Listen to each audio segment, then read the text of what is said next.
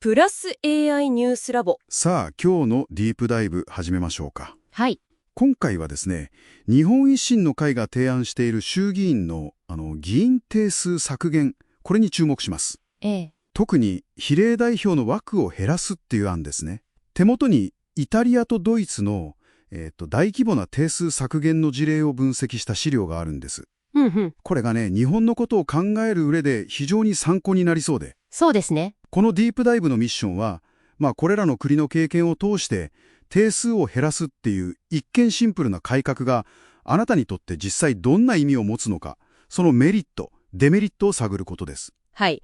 定数削減ってよくコストカットだとか政治不信への答えみたいに言われますけどね。聞きますね。ただ、この資料が示しているのは、それが民主主義の基本である代表性、つまり国民の声がどれだけ政治に届くかということや、選挙の仕組みそのものに予期せぬ影響を与えかねないっていうことなんですよ。なるほど。特に日本と同じ小選挙区と比例代表を組み合わせた混合選挙制度の国での経験っていうのは、これは重要だと思いますね。まず、そのメリットとしてよく言われるコスト削減とか身を切る改革という側面ですね。これは確かに有権者には分かりやすいアピールポイントになりそうです。響きはいいですよね、財政効率化。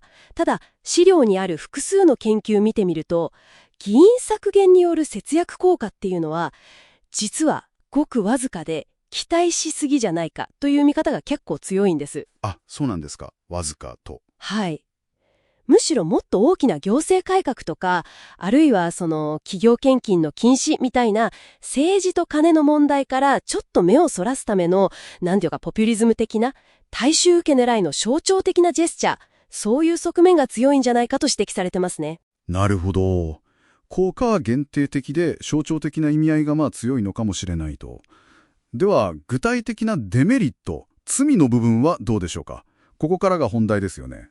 そうですね。最大の懸念はやはり代表制の希薄化です。代表制ですか。はい。単純に議員一人当たりが見る有権者の数が増えるわけですから、資料にあるイタリアの例だと、削減後、議員一人が代表する市民の数が、約10万人になったんですね。10万人。これヨーロッパの平均がだいたい 5.8 万人くらいですから、それと比べてもかなり多くなってしまった。それは大きいですね。ですから議員さんが、その地域住民の声を聞いたり、個別の問題に対応したりする、いわゆる選挙区活動が物理的に難しくなるんじゃないかということです。議員さんがなんだか遠い存在になってしまう、そういう可能性もあるわけですね。そういうことです。で、特に維新の提案は、比例代表の削減が中心ですが、これには何か特有の影響があるんですか？それは非常に重要なポイントです。比例代表の議席数が減るとですね、計算上議席を得るために必要な最低限の得票率、これ実質的な阻止条項って言いますけど、これが上がっちゃうんですよ。ハードルが上がる。そうなんです。簡単に言えば当選しにくくなる。これは必然的に小さな政党には不利になって、大きな政党には有利に働きます。なるほど。結果として議会の中の意見の多様性、これが失われるかもしれないと。ちなみに資料に出てくるドント方式っていう議席の配分方法は、もともと票が多い大政党に有利な計算方法なんですよ。なるほど。仕組み的にも大政党有利に傾きやすいと。そういう側面がありますね。イタリアでは国民投票で約7割が賛成して大幅な削減が決まったんですよね。これは一見成功例に見えますけど、どうなんでしょう。そうなんですよね。背景にはやっぱり既存の政治家に対する根強い不満があったわけです。はいはい。ただ、その結果として先ほど言った代表性が薄まって、特に地方の声とか、あと海外に住んでるイタリア人の声なんかがちょっと届きにくくなったんじゃないかという指摘はありますね。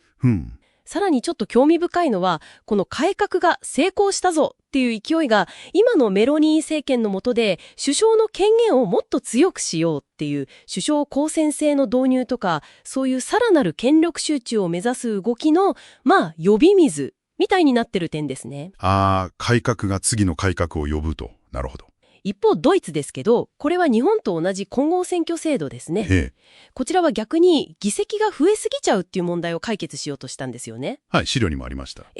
ところが定数を630議席に固定しようとしつつ、比例代表の原則も守ろうとして導入した第二投票基礎手続きっていうかなり複雑なルールがあるんですが、はい。これが2025年の選挙で非常に深刻な問題を引き起こしてしまったんです。問題ですか？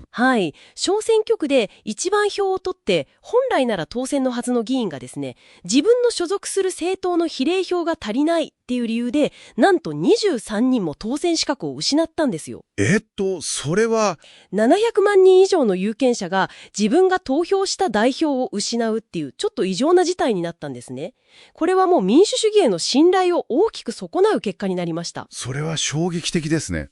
つまり、定数をいじるっていう技術的な操作が、選挙制度そのものの正当性というか、そういう根幹を揺るがしかねない、特に混合制度ではそういうリスクがあるってことですか？まさに定数削減っていう、技術的な目標を達成しようとしたことが、かえって民主主義の正当性そのものを危うくする可能性を示した混合制度における、これは非常に重い教訓だと思います。